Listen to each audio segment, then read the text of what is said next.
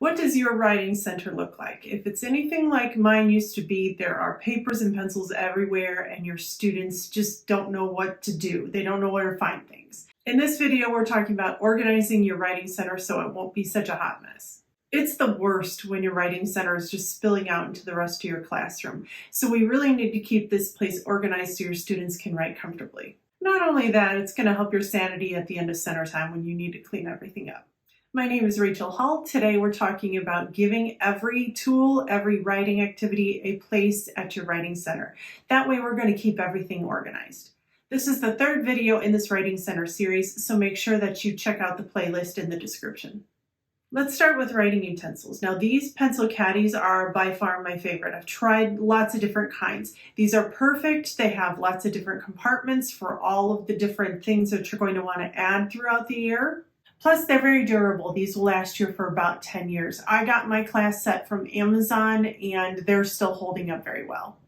Now, here's a quick tip about writing tools at your writing center. Don't, and I mean it, don't put all your fun markers, colored pencils, gel pens, all those things you see on Pinterest that you want your students to be able to use.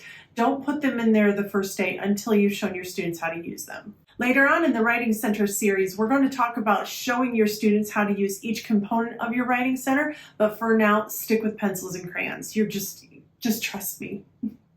And pencil tip number 2. So at the beginning of the year, you're going to want to add a crazy amount of pencils, sharpened pencils to your writing center. You've got little kiddos who have, they're working on their fine motor skills and they're going to break a lot of pencils.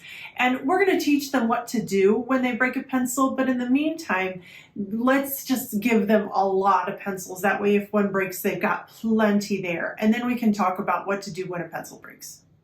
Now let's talk about all those great writing activities you're going to want to add to your writing centers.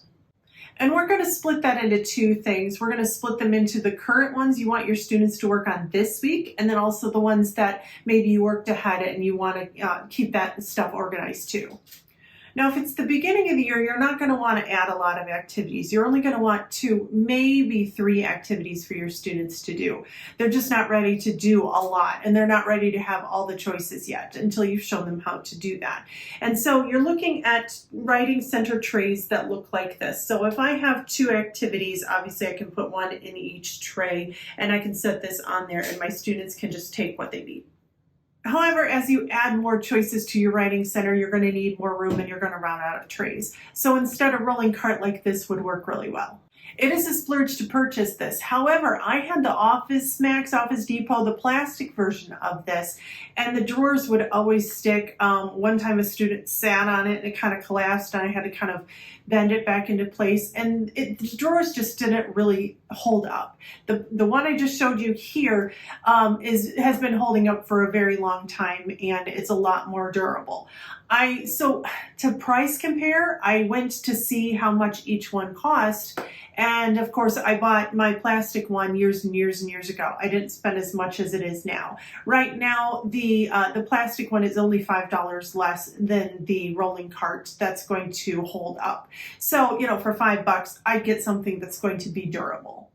But what if you have a small classroom? So if you don't have room for a writing center table or rolling carts or anything to keep your papers in there, these tubs are great for papers. They're very thin. You can easily just put your writing activities in here, and your students can take a tub and return to their desks to use it. Now, your writing center doesn't have to be a table. It can be your desks in your classroom with your writing activities. It's just fine. Because really, there's nothing wrong with having a portable writing center. Now, this will help you organize your current activities, the ones that your students will see. But what about if you work a couple weeks ahead? Part of learning to be efficient at any of your literacy centers is working ahead a little bit. I always try to stay 2 or 3 weeks ahead. That way my photocopies were ready.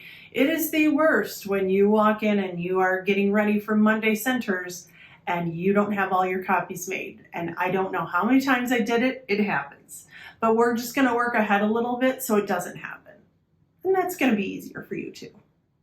So let's go back to these trays right here. Now I keep this set, well, it's the same one, but I keep this same set different ones in my cabinets, so that way my students don't confuse next week's writing activities with this week's writing activities. So they won't even see them until I put them out for them.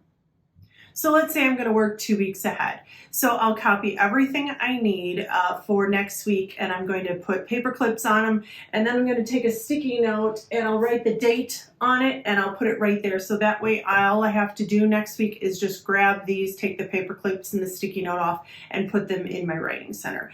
And then of course I can do the same for any following weeks. I just like to label them so I don't grab the same ones because, you know, you're tired. You forget which ones are which. So anyway, I keep about, you know, a good decent sized tray like this with different weeks in it. And that just works really well with organization. Do you use your iPads or your Chromebooks for your writing centers? Now, it's possible to really use them as tools, and I'm going to show you how to do that later in the writing series. You're going to learn how your students can practice and publish their writing using their Chromebooks or their iPads, whichever device you have. But in the meantime, for today's purposes, I want you to find a home for some devices. Now, I have a large iPad cart, and that's where we charge everything at night. So when my students are going to the writing center, all they have to do is walk over to the cart, take their iPad, and go to the writing center. That's it. And so that's how I handle it. Now, if you don't have one-to-one devices like I have, and you maybe just have a couple, you can just keep a stack at your writing center. Just make sure they're somewhere safe, and you teach your students to put them in the middle of the desk, somewhere where they won't fall and break. Giving each tool at your writing center a home is really going to keep you organized, and you're going to see how efficiently your center is going to run once you use these techniques. The next video in this series is going to be what kinds of writing activities and tools that you will want to use at your writing center. So I'll see you then.